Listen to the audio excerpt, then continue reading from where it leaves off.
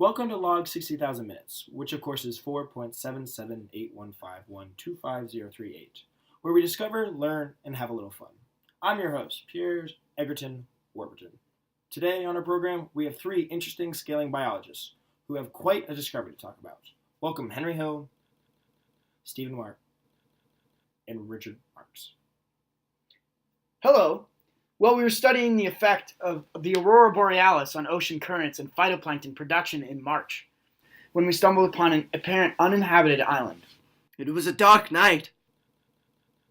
We were low on supplies and my eyes had grown weary. My head felt like 1,000 needles had gone into it all at once. I thought we must get shelter. We stumbled upon this island, and our arms and legs, and they felt lifeless from the journey of 1,000 seas, but we couldn't give up just yet.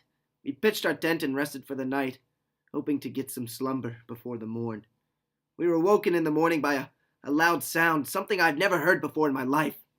Henry was the first up. He said it sounded a little bit like a horse, but a little louder than he usually heard.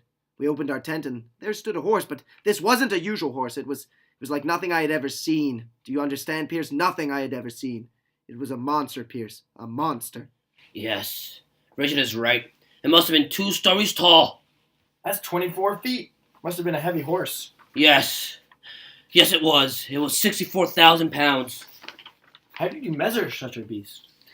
Well, if it's 24 feet tall, that means it's 4 times as tall as an average horse. The average horse is 6 feet tall. Basic scaling rules tell us that something 4 times as big will be 4 to the third times as massive. That's a scientific word for weight. And 4 to the third times 1,000 pounds. The weight of a normal horse. That is, of course. That's 64,000 pounds. Exactly, Pierce, exactly. Due in part by our weariness and hunger, we had to kill him. We had to kill the massive beast. After looking at our options, we decided that the best way to kill it was poison. Luckily, I had LSD on the ship for experiment and stuff, you know. To kill a 2.6 kilogram cat with LSD, you need 6.5 milligrams of LSD per kilogram. The weight of a horse is 29,029 kilograms. We know, of course, that LSD gets broken down by the body's metabolism, which we know scales with the body size with the proportion body mass to the 3/4. Knowing the lethal dosage for the cat, the mass of the cat, and the mass of the horse, we can find a way to solve for the lethal dosage of this massive horse on this island, using cross-multiplication, of course. We found that this dosage was just under 7,100 milligrams per kilogram.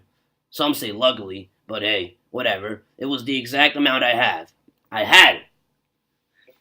This horse is strange because it was proportional to a normal horse.